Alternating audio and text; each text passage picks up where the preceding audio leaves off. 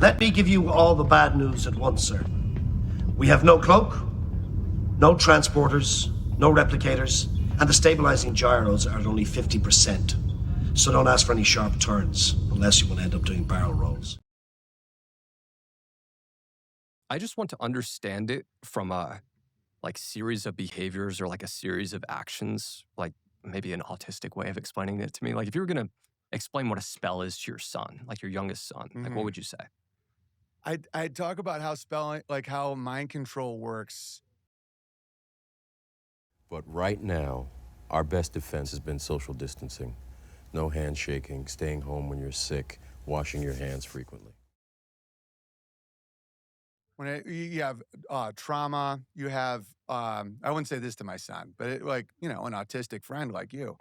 No, but it's like you have roles where you do archetypes. That's how Rome was ruled. You know, you have the archetypes of the hero and the fool and all that stuff. And then people just start going along with it.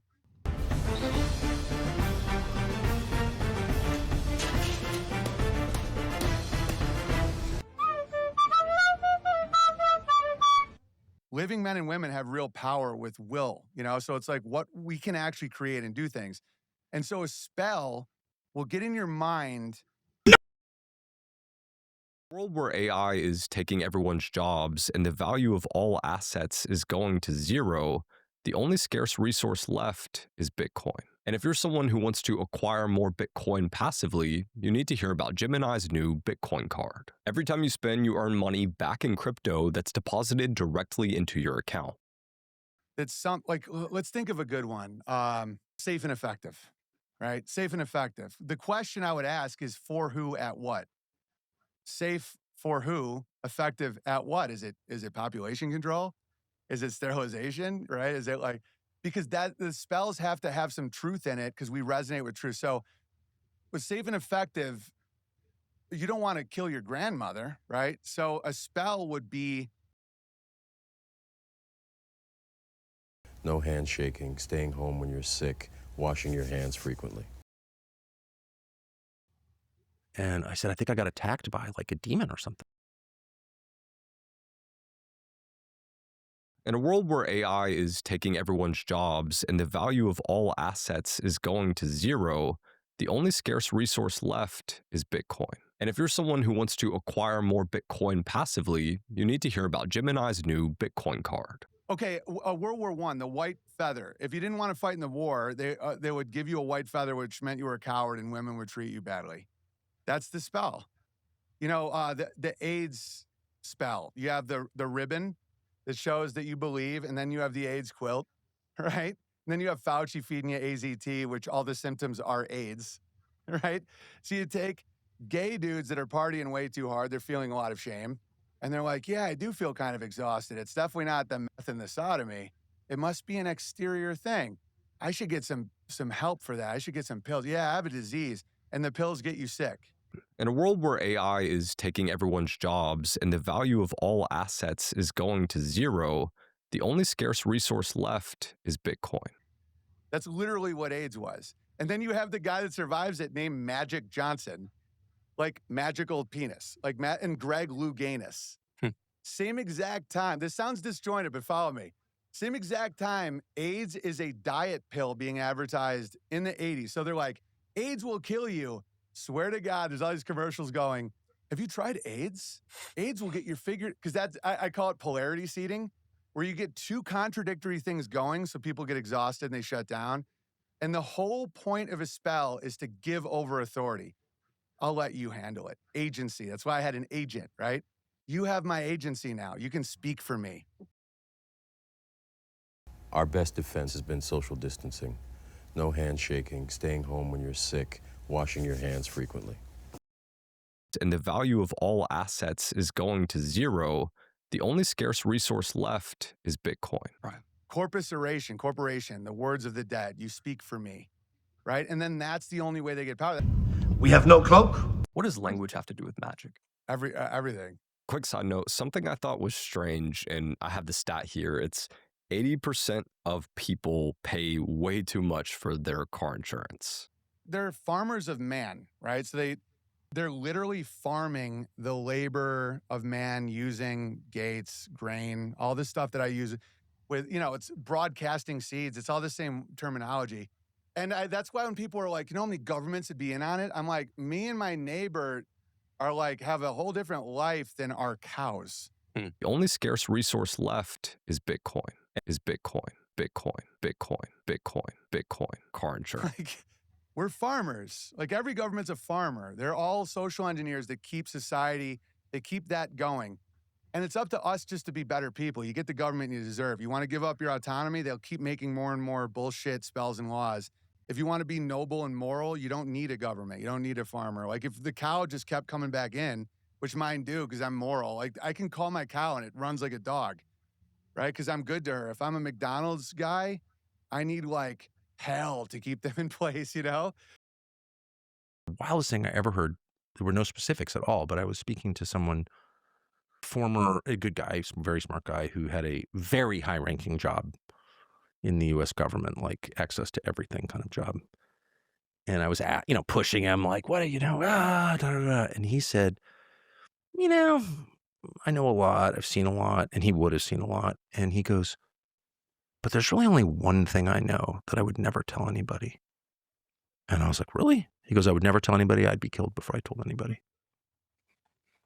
I said, well, why? And he goes, because you could end humanity with it.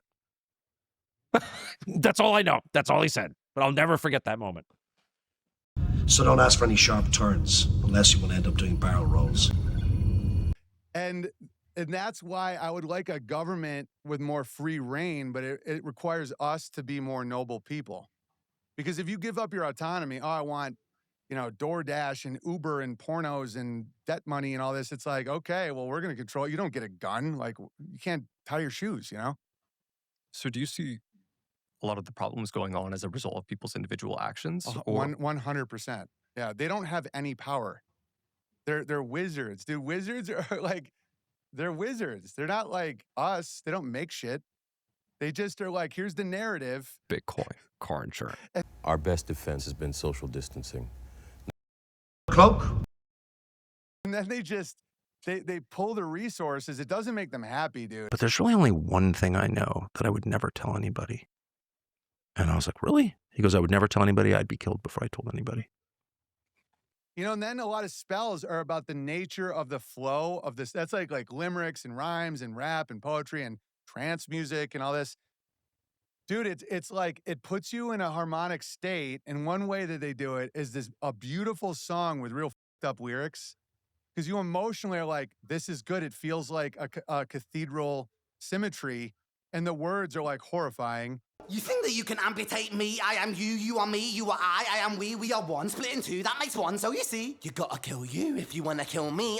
But then that gets past a gate. And then you start internalizing that and you think the world's nihilistic and hellish, I was being really nasty to my girlfriend at the time. I was being really horrible to her, to the point when she couldn't handle being around me. Like, she would come to my house. Before I was hospitalized, she'd come to my house and she'd walk through the door and she'd say, hello. And before she'd even get a chance to take her shoes off, I'd rip into her. I would become, I was so delusional and just convinced that everyone around me was out to get me. And I'd think she'd say words, and to me in my head, they'd come across a different. People's faces started turning red.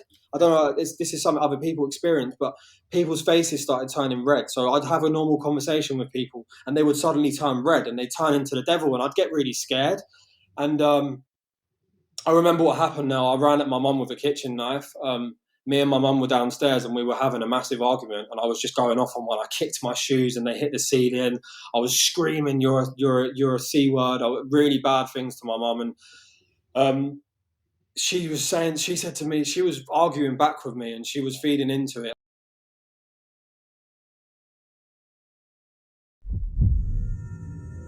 The gang stalking experience started for me when I noticed these black SUVs and other police vehicles driving slowly along the street, but they never came up to me or said anything. I think I got attacked by like a demon or something.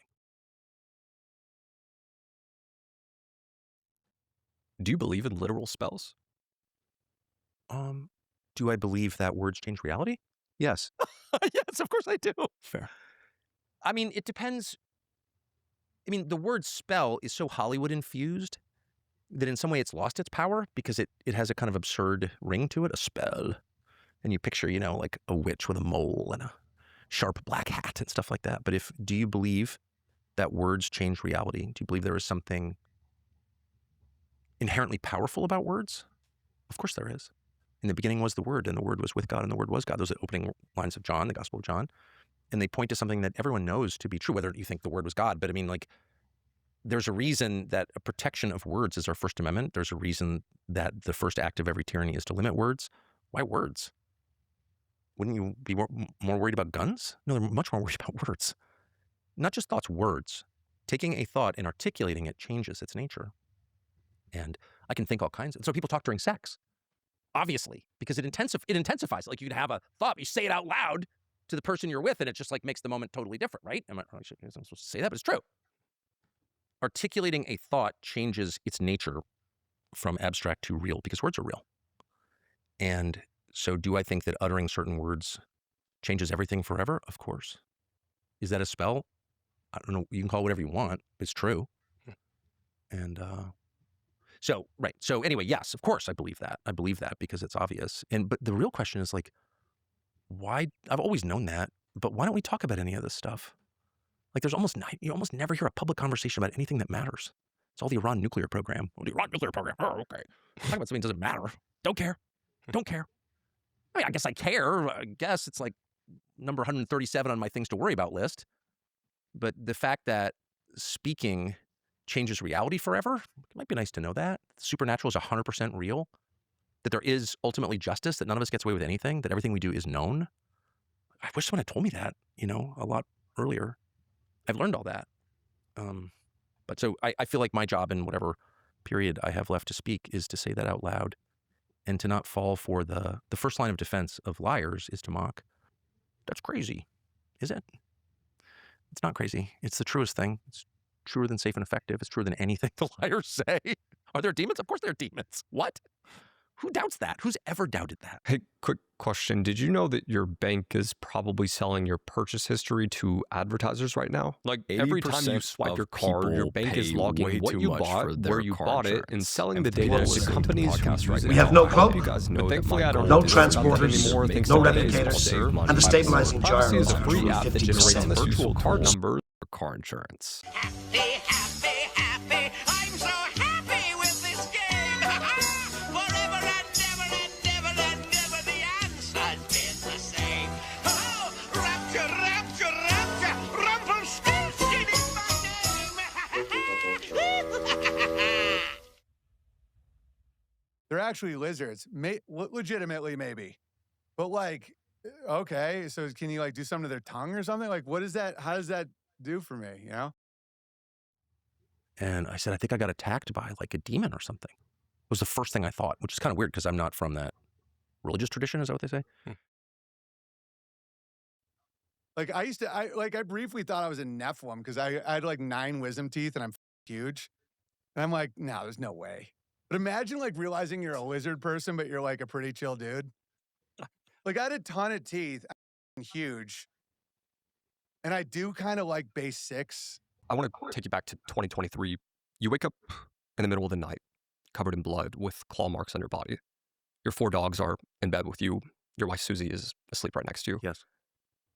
Walk me through the next 10 minutes. Like, what did you do when you woke up covered in blood? Well, I didn't know that I had been wounded or had blood on me. I had no idea. I'm a very deep sleeper in contrast to my 4 dogs who are all hunting dogs and my wife who's had 4 kids. So she's like a very light sleeper. So I sleep through anything. And I woke up because I couldn't breathe.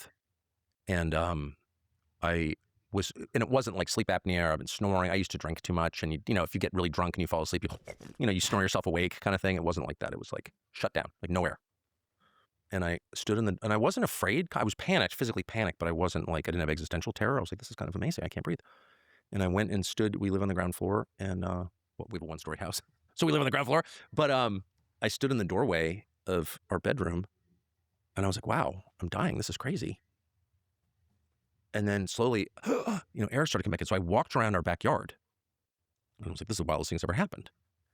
I walk back in, and my wife wakes up and she goes, "Everything okay?" I said, I woke up, I couldn't breathe. That was bizarre. That was terrifying. And as I'm talking to her, all of a sudden I have this like horrible pains under my arms, sort of in back and on my back, and like bad. And my first was I feel like I got like hit by barbed wire, and they're bloody. Like blood is coming into the scratches. And I walked with a light on. She goes, "What's that?" I said, "I have no idea." And I said, "I think I got attacked by like a demon or something." It was the first thing I thought, which is kind of weird because I'm not from that religious tradition. Is that what they say?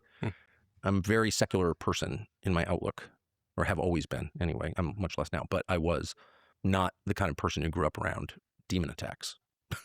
Never heard of a demon attack. I didn't know that was a thing. I never met anyone who believed in a demon attack. It's not a category that existed in La Jolla or Georgetown, where I've spent my life. So,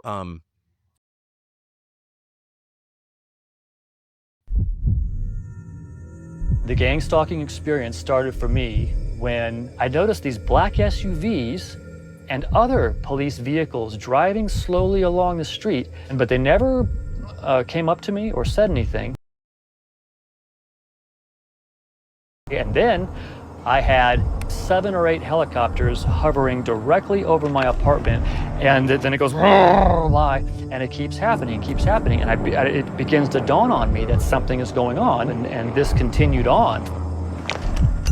Here comes the gang stalking helicopter. Here he comes. It's confusing to humans trying to understand gang stalking. Why would they do this to me? Why would they do these weird, petty little things that, may even just irritate me at some moment? Do you believe in literal spells? If you were to ask me what gang stalking is, it's a way to slowly kill people using their own decisions. See, we're getting one of our friends here.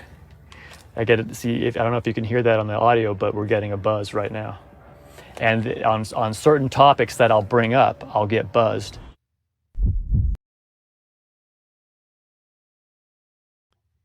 Anyway, so I get back into bed and I fell asleep. Actually, weirdly, I had this weird desire to read the Bible, which was interesting.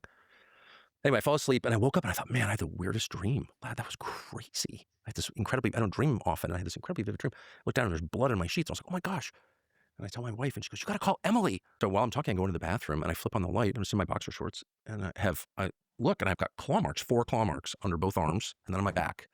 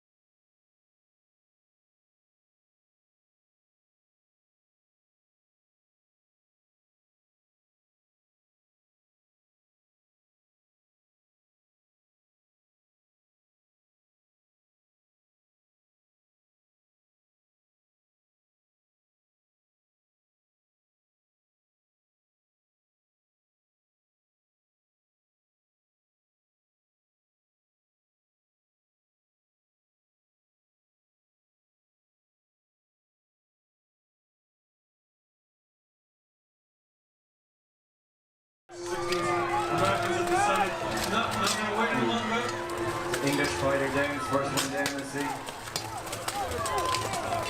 Another English fighter and an American down as well. That's another ringside down now as well. Still fairly close. Extremely back is assessing the situation, see which way these teams Easy grapple by an English fighter. There we go, 2 down in the clock there. The Peacock's been smashed.